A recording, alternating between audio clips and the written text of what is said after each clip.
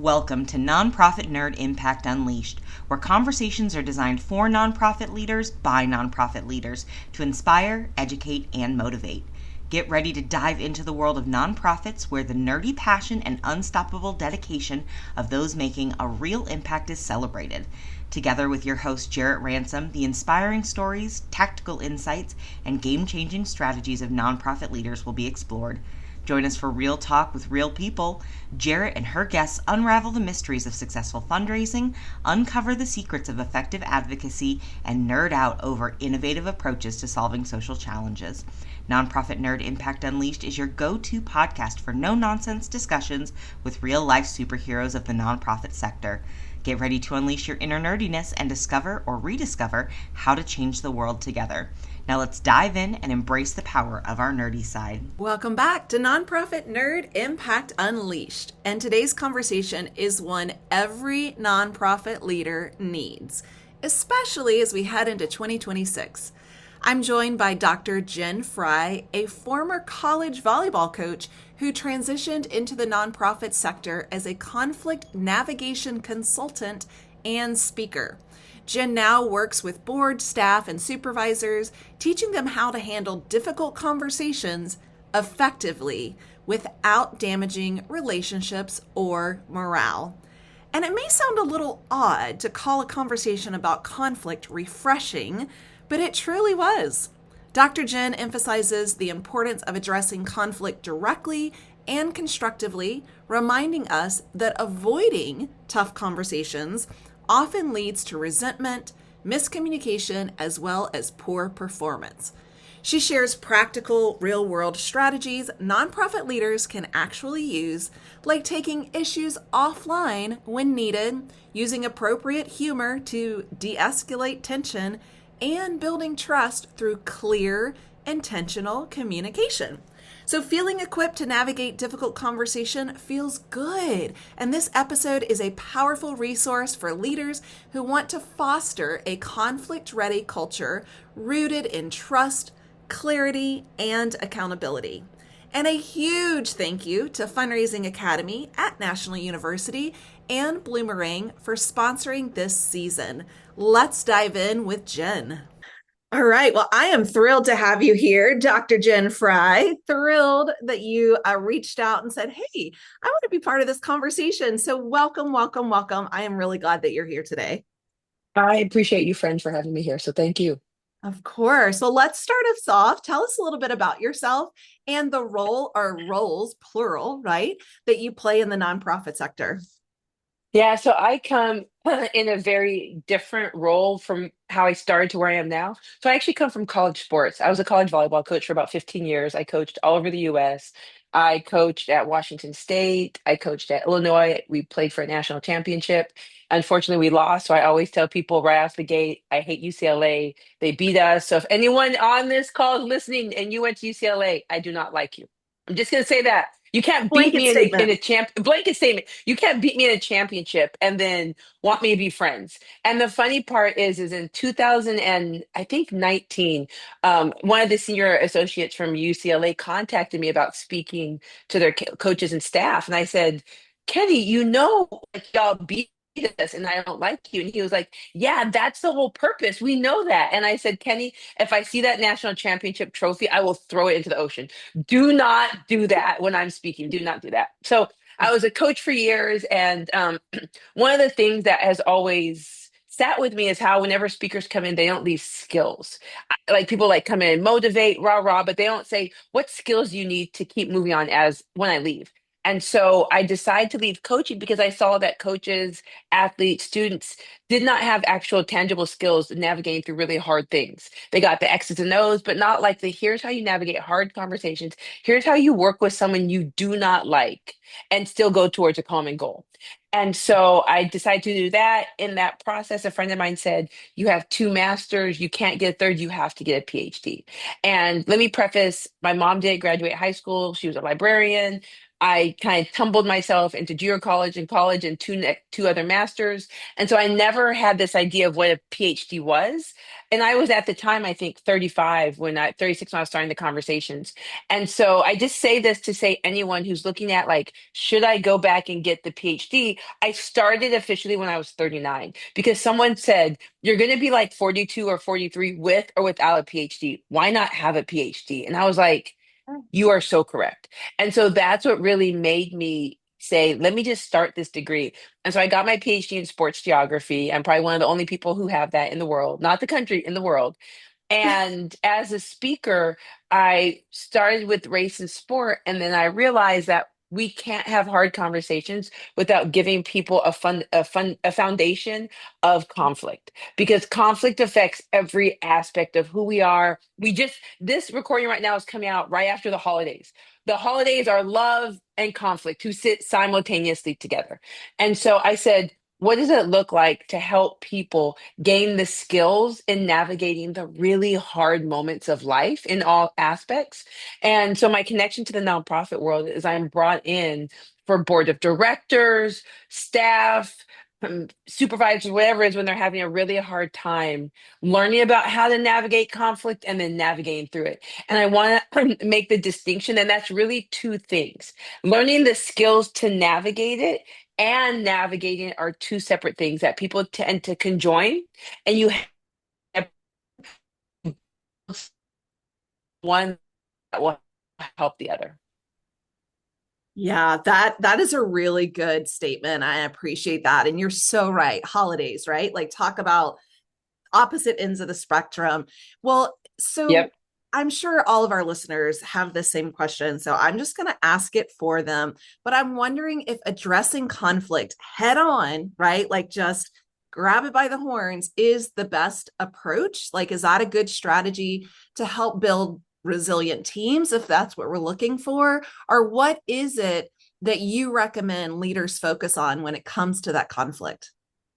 I will 1000% always say that you have to hit it head on. And I Okay. think the problem is we have to think about when we think about hitting conflict head on, we immediately it brings up these tense thought processes, right? If I say we need to hit this conflict head on, everyone's automatically like, oh my gosh, what does that mean? Hitting conflict head on means, hey, Jarrett, I understand that you're working really hard on that project that we had. However, you were a day late. How can we work together to make sure that we're on time to hit our deadlines? That's hitting conflict head on. It's not me sitting in your office and screaming at you. It's me acknowledging the moment and the situation. And so many times the problem is that people are afraid of hitting that moment when it happens. It's like, well, I'll just wait. And then Jarrett's late three more times with projects. But now the problem is I've never spoken to her about it. So Mhm. then guess what happens on your performance review? Hey, Jarrett, can we talk about you being late on your work assignments? And then you're sitting there thinking, I was late four times. You never spoke to me. And so then the resentment in you builds, which rightfully so, you deserve to be resentful that I never was honest and truthful with you or trustworthy because Sure. now you can't trust what I'm saying because I wasn't honest in the moment. And so that's what I mean about hitting conflict head on is the ability to have those conversations, not in this brutal or aggressive way, but hey, here's the situation. How do we work together so this doesn't happen? And so then your response might be, well, Jen, I appreciate you bringing that up. The reason why I was late is because the information I needed from you, you didn't get to me until 3 days before this, which gave me this amount of time. And then we start to see how everything actually domino affected. And so then it's my responsibility to say, okay, so then, Jared, what do you need from me? Well, I actually need the numbers and the XYZ from you a week before. So then Right. it's actually where the people who I need the information, where are they falling in line to get the project done? And if we don't have those honest conversations, we're not going to see that. Instead, it's going to be like, well, Jared, this is the fourth time she's not getting her stuff met on deadline.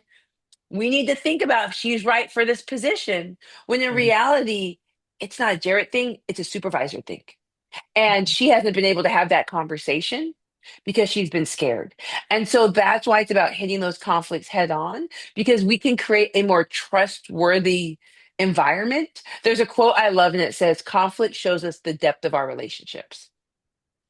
Right? Ooh, Isn't that a good one? that And is a good everyone, one. right?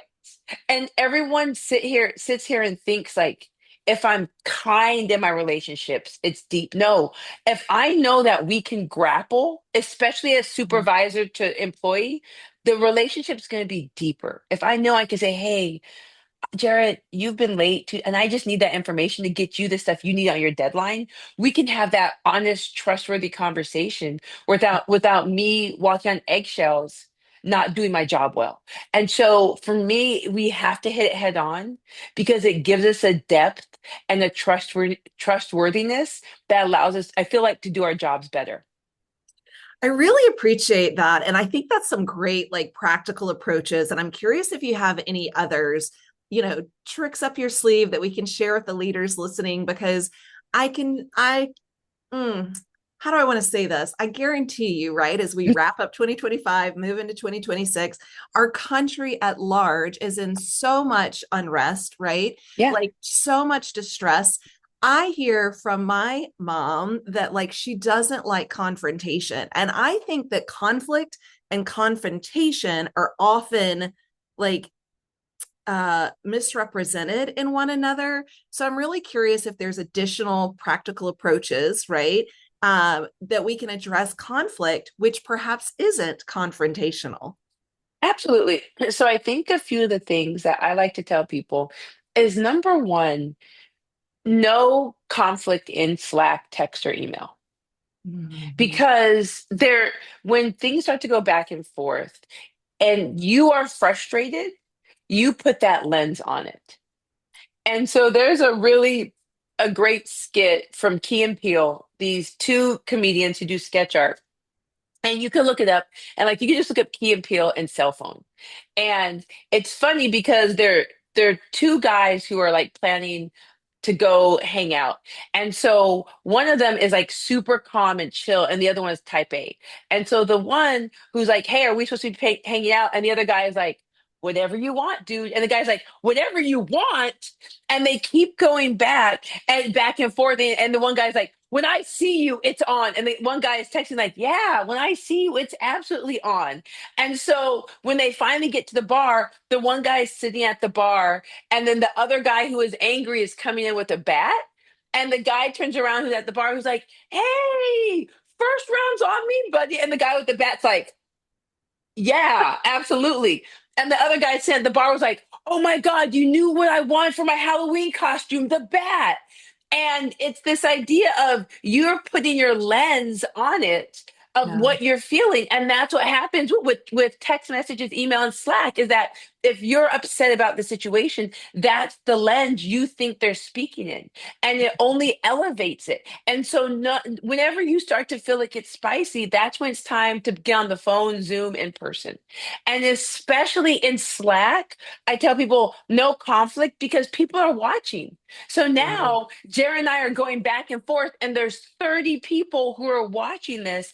They're doing the popcorn emoji, they're doing the eye emoji, right? They're sitting there adding their, But yep, I've been telling Jarrett the same thing.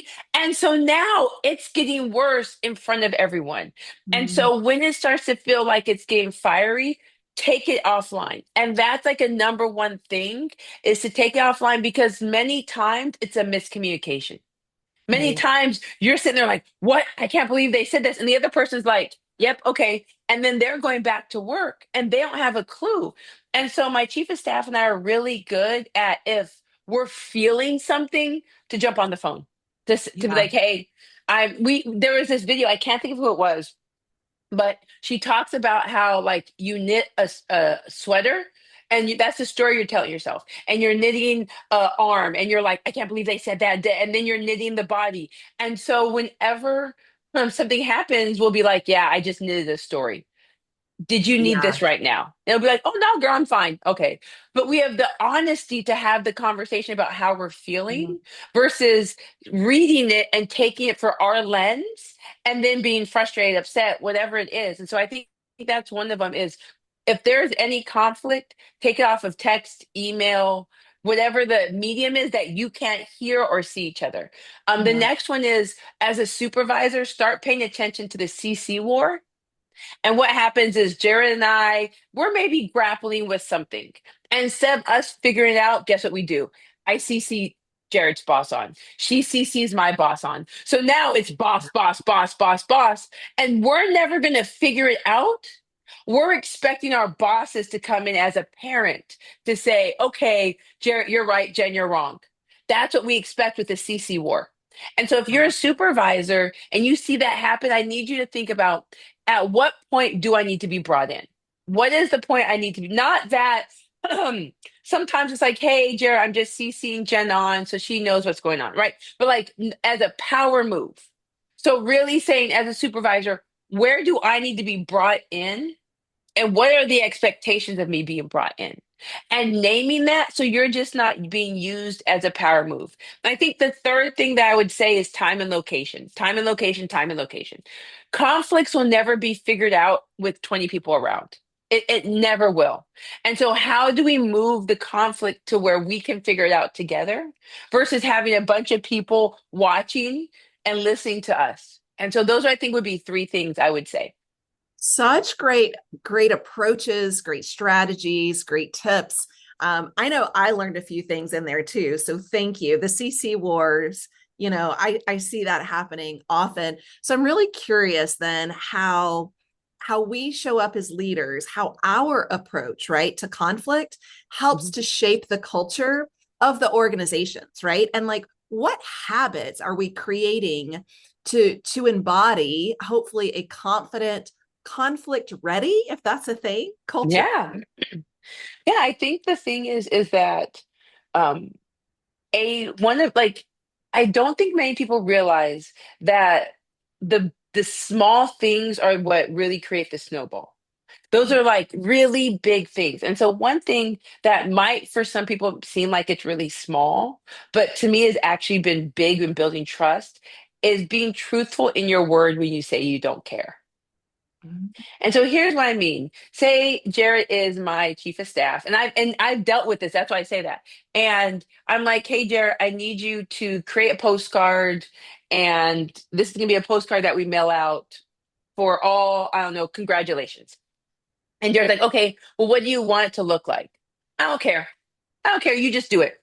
So Jarrett works her butt off and creates this postcard, and it's like, okay, here it is. And then I get, and I'm like, mm, I don't like the font. The colors don't look good. And now I just go at it. And Jared's like, I thought she didn't care.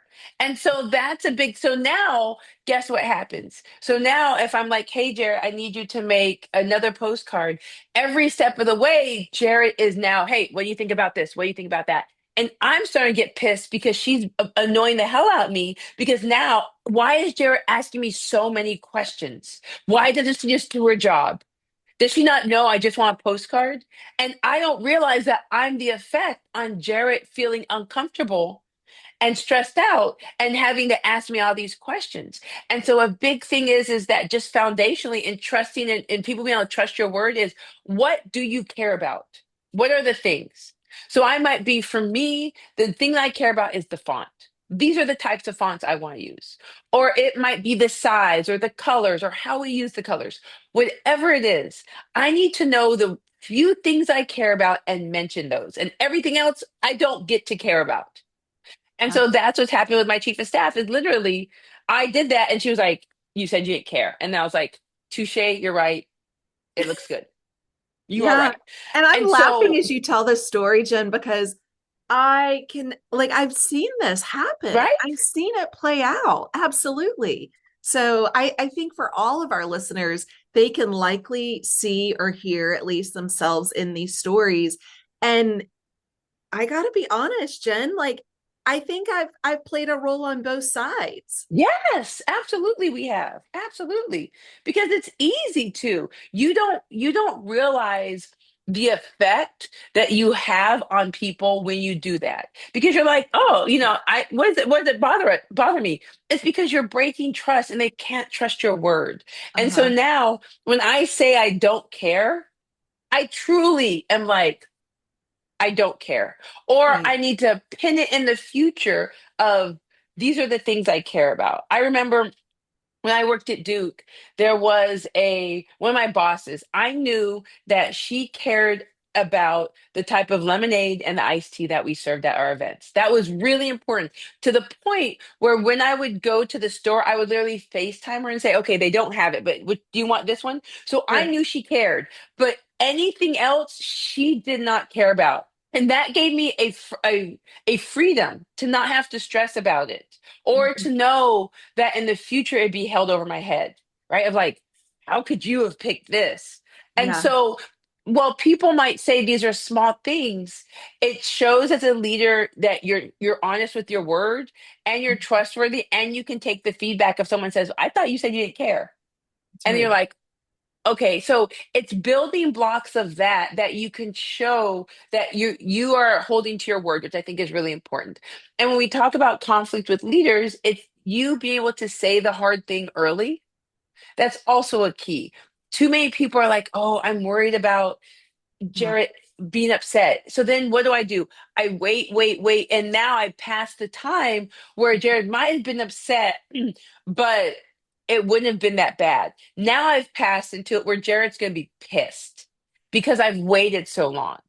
And you have to do the hard thing early. It's respectful and it builds trust so that I know that the hard thing isn't coming. Maybe there's a project that we're going to be working on, and I already think, because I've had experience in this, I'm going to be working on it. And instead of telling me 3 months before, I'm finding out through an email, right? Of like, hey, congrats, everyone working on the project. Well, guess what now? I'm pissed. Now I'm going to emote even more. Yeah. Now you have a really upset employee versus 3 months before I'm saying, hey, Jared, we're looking at who we're going to put on this project. We know you have experience, blah, blah, blah.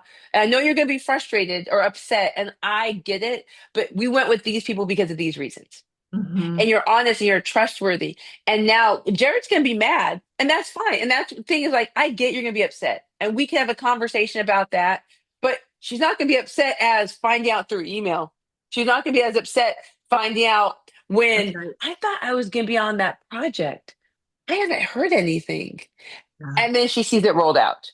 It's that the small things that build up the trust and people being able to navigate conflict early on versus when it's really fiery and combative. Yeah, I appreciate that so much, and I think there's so many great, I want to say anecdotal stories, but I know they're real too. Like these are real time stories, and I'm curious, Jen, if you can share a story of a nonprofit.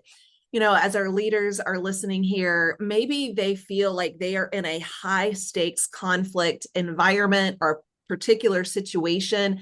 Like, do you have a story of how a nonprofit has turned a very high stake conflict into a breakthrough moment of success for their team? Because I'm sure that happens and maybe we don't hear about it.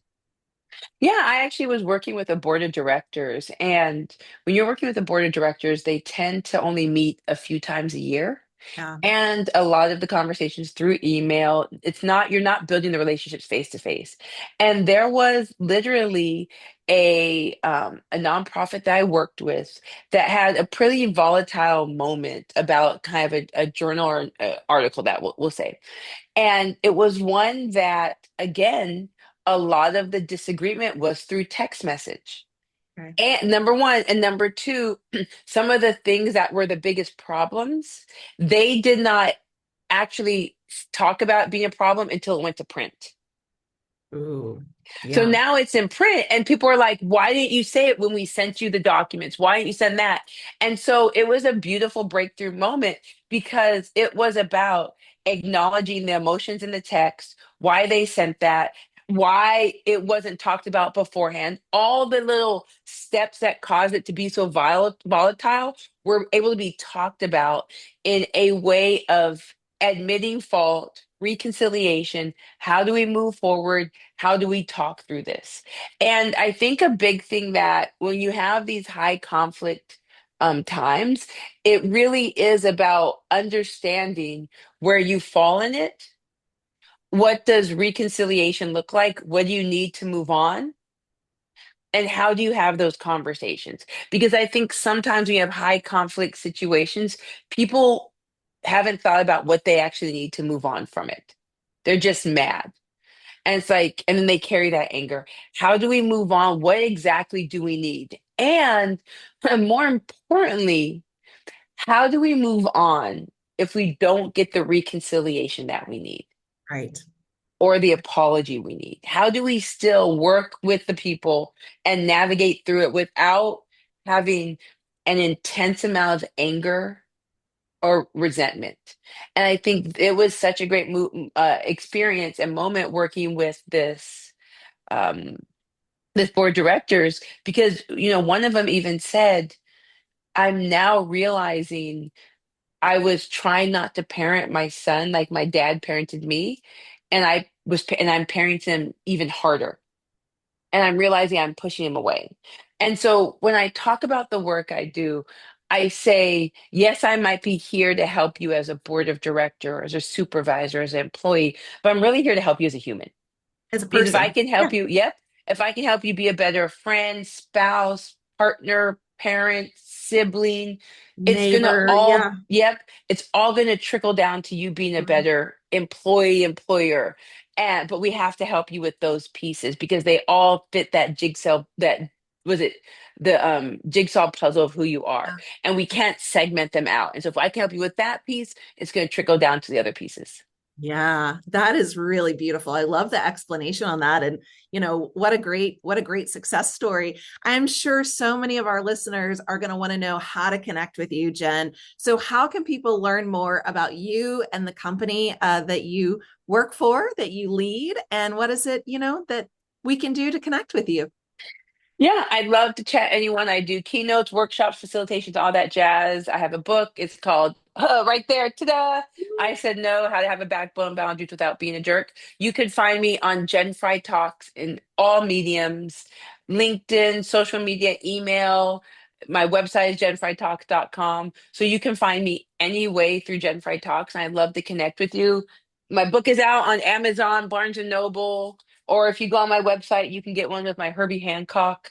But conflict's my jam, and how I can help people be better at it makes me feel like we can have a better humanity. And kind of going back, circling all the way back to what you're saying about it feels very fraught with society and all that. It's because people just don't have conflict skills.